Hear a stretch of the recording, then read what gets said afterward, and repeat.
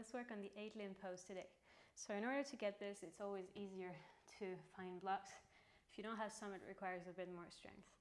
So I'm going to show you what the pose looks like first and then break it down. So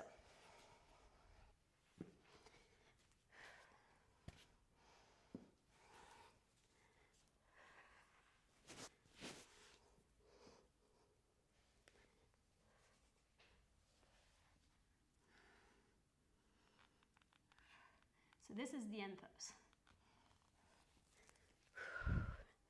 Now come back and I'm going to show you what you need in order to get there.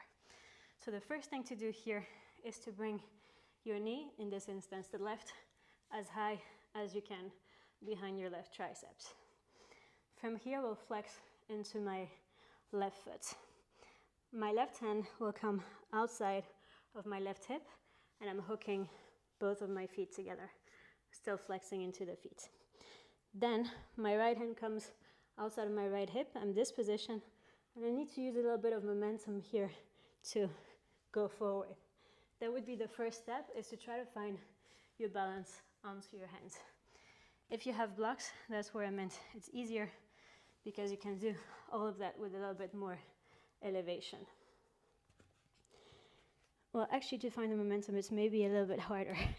So place them on your lowest setting. Yes, that works better. And then you push into your blocks to gain a little bit more space. You keep hooking the feet together. And then the key here is you will start to push your feet away at the same time as you bend into the elbows. So this action of pushing your feet away, squeezing your inner thighs against your arm, happens exactly at the same time as you're bending forward. As in any arm balance, you still want to use the protraction of your shoulders. So remember, same as in plank, to really push your shoulder blades away and to squeeze everything in. So your core is really engaged and you try to shoot your glutes to the back. So, but a lot of the time it's more just about experiencing it rather than hearing the theory. So just try to practice it a couple of times, hooking your feet together. My knee is above my left triceps, and I'm shifting forward and back. Maybe that would be your first step. Simply shift forward and back.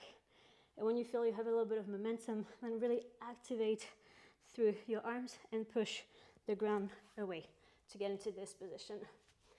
Then I'm squeezing my right elbow towards my side body. Actually, here you cannot see it, but I'm squeezing it here to have a little bit more balance also, a little bit more stability into the pose.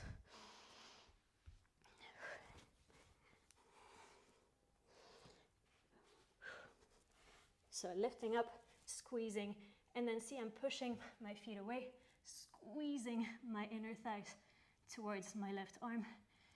And I'm keeping actually my bum to the sky and my chest facing forward. Also here what's happening is that both of my feet, when they're crossed like this, it's as if I was trying to pull them apart. So there is, at the same time, I'm engaging my inner thighs together, squeezing against my arm, but at the same time my feet are pushing against each other. And you can see it in my arms. If I'm trying to push my hands against each other, then it immediately activates this. So that's exactly this intention. If you push your feet together, you'll have the squeeze of the inner thighs. Everything will be engaged. So that's what you need in order to hold the pose. Core is always the same, tucking your belly button in, holding it, holding the tuck, same as when we work in hollow body, right? That's exactly the same position. And then it's just about practicing. And the more comfortable you feel, the more you can remove the blocks. I hope this helps. If you have any questions, as usual, post them in the Facebook group, and I'll see you next time.